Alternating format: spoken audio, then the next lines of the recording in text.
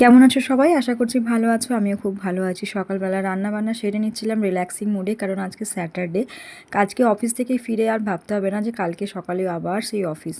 রান্নাবান্না সেরে নিয়ে আমি সোজা অফিসে চলে গিয়েছিলাম এবং অফিস থেকে ফিরেছিলাম বরের বাইকে।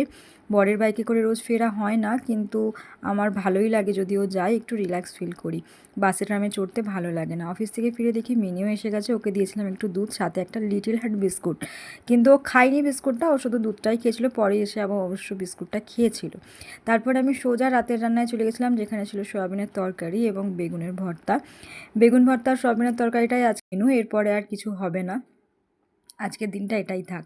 তারপরে আমি চাটুটাকে না বসিয়েছিলাম পুড়তে দিতে, গ্যাস জ্বালিয়ে। তার কারণ চাটুটা ভীষণ পুড়ে গেছিলো, মাজতে অসুবিধে হতো, আমি পারতাম না। তো আমি যখনই খুব বেশি পুড়ে যায় এভাবেই আগুন জ্বালিয়ে ছেড়ে দিই, ও আপনা আপনি চারকোল তৈরি হয়ে সাদা হয়ে যায়। যদি তোমাদেরও কোনো অসুবিধা হয় চাটুর মাজতে, তাহলে তোমরা এই প্রসেসটা অ্যাপ্লাই করে দেখতে পারো। টাটা।